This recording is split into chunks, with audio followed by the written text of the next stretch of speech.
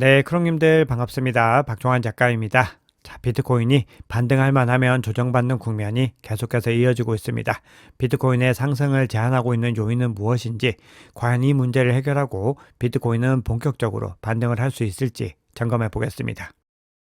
네, 본격적으로 시작하기 전에 소식 한 가지만 전해드리고 시작을 하겠습니다.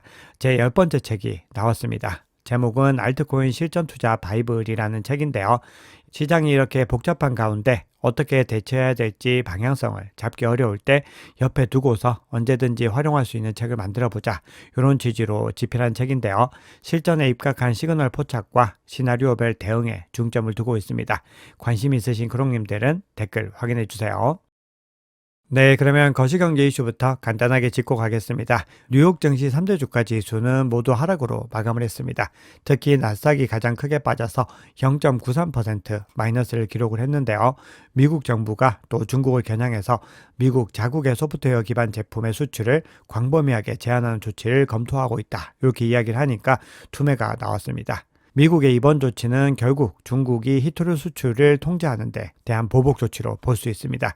스콧 베센트 재무장관은 만약에 미국에서 수출 통제를 하게 된다면은 G7과 공조해서 이루어질 가능성이 크다. 이렇게 얘기를 하면서 광범위하게 중국을 압박할 수 있다는 가능성을 제기를 했는데요. 아직은 검토 단계이고 중국의 히토류 수출 조치가 어떻게 전개되느냐에 따라서 미국 정부의 대응이 달라질 것이다. 이렇게 이야기를 합니다. 그리고 이번 주말에 베센트 재무장관이 중국 쪽 파트너와 회담을 가지게 되는데 만약에 조율이 잘 되지 않으면은 조치가 더 강화될 수 있습니다. 자, 그런 가운데 현재 기업들의 실적 발표 시즌인데요. 주요 기업들의 실적이 기대에 못 미치고 있는 부분들도 미 증시와 전반적인 자산 시장을 압박하는 요인이 되고 있습니다. 어제 넷플릭스가 좋지 못한 결과를 보였고 이번에는 테슬라가 발표를 했는데 매출은 예상치를 웃돌았지만 주당 순이익이 기대에 못 미치는 결과가 나왔습니다. 자, 그리고 내일은 셧다운 기조에서도 미국 소비자 물가 지수는 발표가 될 예정입니다. 이 지표 결과에 따라서도 시장이 크게 변동성이 나올 수가 있고요. 그리고 더 본격적인 움직임은 다음 주에 FOMC 미팅을 전후로 해서 파월 연준의장의 발언, 이런 부분들을 중요하게 봐야 됩니다. 자, 현재 금리 인하 추이는 여전히 연내 금리 2회 인하, 50bp 인하가 지배적으로 나오고 있고 75bp 인하 가능성은 이제 0%로 떨어졌습니다. 그런데 내년 1월까지를 두고 봤을 때는 75bp 인하가 가능하다. 이런 관점입니다. 그리고 연준의 양적 긴축 조기 종료와 양적 완화 가능성에 대한 부분들도 시장에서 나오고 있기 때문에 전체적으로 유동성 장세에 대한 부분들은 여전히 유효하게 살아있다. 이렇게 볼 수 있습니다. 네, 그러면 현물 ETF 흐름도 간단하게 보겠습니다. 비트코인과 이더리움 현물 ETF 모두 다 연속적인 순유출 이후에 다시 순유입으로 전환하는 모습을 보였는데요. 가격이 또 조정을 받으면서 오늘 다시 순유출로 전환할 가능성이 있는데요. 한번 주의를 지켜봐야 됩니다.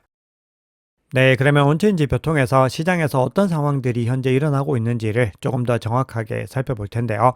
현재 비트코인이 조금 상승할 만하면은 다시 조정을 받고 이런 국면들은 특정한 몇몇 주체들의 집중적인 매도에서 기인하고 있습니다. 특히 비트코인을 초기부터 보유하고 있었던 초기 기여자들이죠. 오지라고 불리는 이 고래들, 그 중에서도 19D5라고 하는 주소로 시작되는 이 주체가 계속해서 물량을 매도하는 움직임을 보이고 있고 거기다가 하이퍼리퀴드를 통해서 숏포지션도 개설하고 있습니다. 최근에 이 고래는 3,000개 이상의 비트코인을 바이낸스로 송금을 했고요.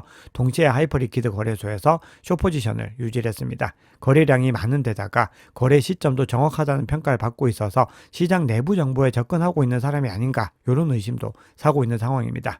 바이낸스 전송 목적은 일단 매도 목적으로 보이고 있고요. 아직까지 39,000개 이상의 비트코인을 보유하고 있기 때문에 여전히 큰 영향력을 미칠 수가 있습니다. 그래서 이 물량들을 추가적으로 소진하는지 지켜봐야 됩니다. 자, 그리고 이 고래는 비트코인을 매도하고 이더리움을 매입하는 움직임도 보여줬기 때문에 전반적으로는 자산을 이동시키는 움직임들도 포착을 해봐야 되고요. 결론적으로는 단기 약세 시그널이 지속되는 가운데 중장기 로테이션 시그널을 한번 살펴봐야 됩니다. 네, 이번에는 추가적으로 오래된 물량들이 이동하는 정황을 한번 살펴볼 텐데요. 10월 들어서 바이낸스에서 장기 보유자들의 활동이 뚜렷하게 증가를 하고 있는데요. 이번에는 2년에서 3년 된 비트코인이 15,900개 이상이 이동되는 정황이 포착이 됐습니다. 자, 그런데 장기 보유자의 조정된 공급 추이를 추적하는 지표 살펴보면은 6월 이후로 전반적으로 높은 수준을 보이고 있긴 한데 그럼에도 차익 실현이 전반적인 고래로 번진 것은 아닙니다. 여전히 바이낸스 보유고도 안정적으로 유지가 되고 있고 대규모 매도세가 나왔다. 이런 추이로 보긴 어렵습니다. 즉 현재 시점은 특정한 주체들이 집중적으로 더 많이 물량을 던지고 있는 국면들을 확인할 수 있습니다. 그리고 이런 추이들은 결국은 손바뀜이 일어나고 있는 양상으로 볼 수 있습니다. 오래된 고래들, 특히 오지를 중심으로 해서 물량을 던지면은 이 물량들을 기관들이 받아내는 양상들이 이어지고 있는 겁니다. 자, 장기 보유자 흐름 살펴봤다면은 이번에는 단기 보유자 흐름도 한번 살펴볼 텐데요. 장기 보유자들은 이미 오랫동안 보유를 했기 때문에 대부분은 큰 수익권에서 익절을 하고 있습니다. 그런데 단기 보유자들은 현재 패닉셀링을 이어가고 있습니다. 계속해서 실질적으로 수익의 타격을 보면서 손절을 하고 있는 겁니다. 그래서 가격이 조정받는 국면에서 보시면은 계속해서 손실을 보면서 매도하고 있는 물량들이 나타나고 있는데요. 그럼에도 점진적으로 바닥을 높여가고 있기 때문에 단기 보유자의 패닉셀링 추이도 차츰 완화되는 국면들을 볼 수 있습니다. 자, 다음으로는 파생상품 시장도 한번 살펴볼 텐데요. 바이낸스 미결제 약정이 1시간 만에 마이너스 8% 이상 감소를 했습니다. 이렇게 빠르게 크게 감소했다는 것은 대규모 포지션이 청산이 됐다라는 시그널로 볼 수 있습니다. 어제는 하루 동안에 롱 포지션과 숏 포지션이 다 청산이 되는 움직임들이 실제로 나왔습니다. 그런데 현물 시장은 반대 움직임이 나오고 있는데요. 어제 데일리 시황을 통해서 현물 시장에 트레이더가 유입되고 있는 정황들을 제가 장표를 통해서 보여드렸는데 대규모 USDT 유입도 이루어지고 있습니다. 매수자들이 점진적으로 시장에 진입을 준비하고 있다. 이런 시그널로 볼 수 있고 결국은 파생상품 시장의 공포 신호에 대응하는 또 강세 신호로서 작용을 하고 있습니다. 즉 시장은 위기는 기회다라고 하는 패턴들을 지켜나가고 있는 것을 볼 수가 있죠. 네, 이번에는 ESR이라고 해서 바이낸스 거래소 내에서 비트코인 대비 스테이블 코인의 이 보유 비율을 측정하는 지표를 살펴볼 텐데요. 이 지표는 시장의 매수 여력, 즉 유동성과 매도 압력을 동시에 확인할 수 있는 지표인데요. 이 지표가 꾸준히 하락하는 국면들을 이어가고 있습니다. 즉 스테이블 코인 준비금이 비트코인 대비 더 빠르게 증가하고 있다는 의미이고 그 얘기는 결국은 앞서 말씀드렸던 것처럼 거래소 내에서 대기 자금이 많아졌다는 의미로 볼 수 있습니다. 그리고 현재 이 지표는 역사적으로 매우 낮은 수준을 보이고 있기 때문에 바이낸스 내 스테이블 코인 준비금이 크게 늘어나 있고 비트코인 잔고는 줄어들었다라는 것을 의미합니다. 즉 아직까지 시장의 불확실성과 특정한 주체들의 매도세 그리고 여러 가지 다른 요인들이 맞물리면서 본격적인 반등세가 나오지 않고 있지만 꾸준히 그 기반들은 유지가 되고 있는 것을 볼 수 있습니다.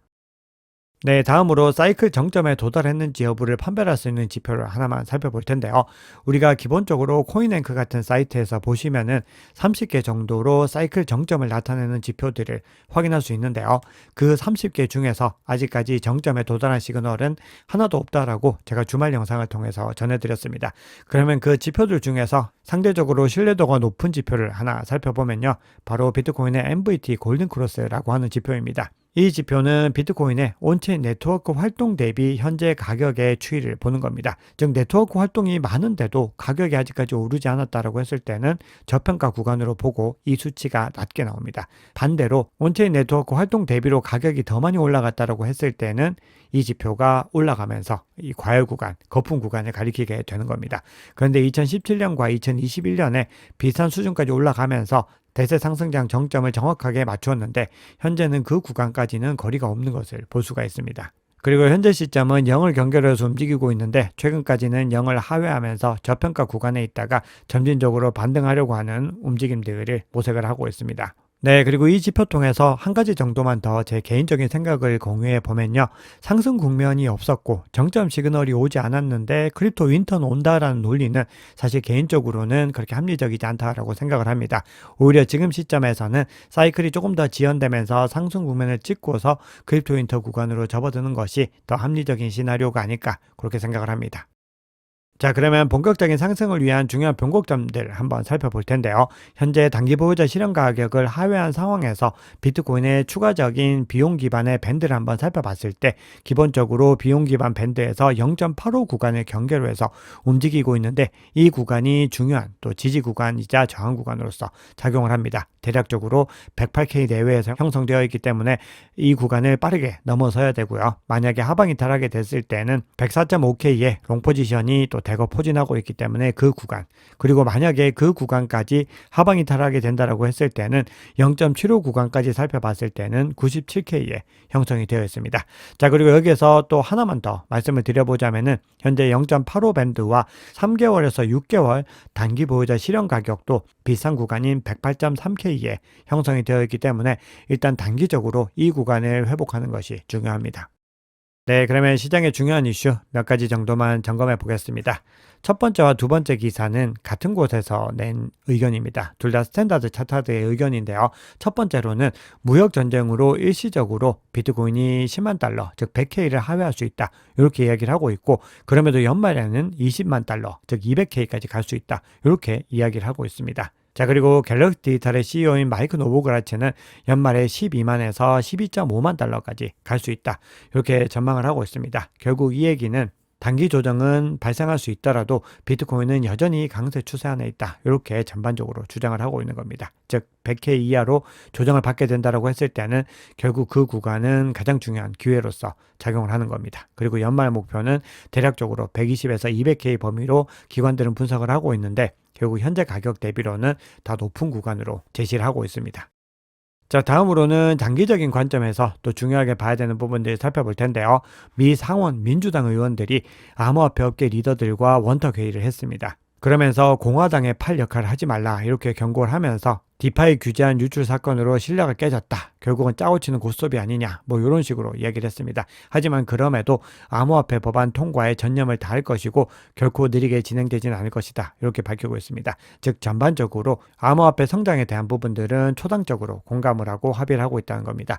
자, 그런 가운데서 미국의 SEC가 최근에 암호화폐에 대해서 강력하게 친암호화폐 행보를 보이고 있는데요. 폴 애킨스 위원장이 내부 혁신을 통해서 암호화폐 ETF 승인 속도를 더 높이겠다. 이렇게 얘기를 하고 있습니다. 네, 현재 시장에서는 10월 중순을 전후로 해서 알트코인 현물 ETF 승인 여부가 결정될 것이다. 이런 전망들이 나왔었고 실제로 데드라인이 거기에 걸려 있었지만 연방정부의 셧다운으로 인해서 전반적으로 연기가 된 모습들입니다. 그런데 다시 연방정부 셧다운이 해소가 되고 다시 작동을 하게 됐을 때는 현물 ETF가 빠르게 승인될 수 있습니다.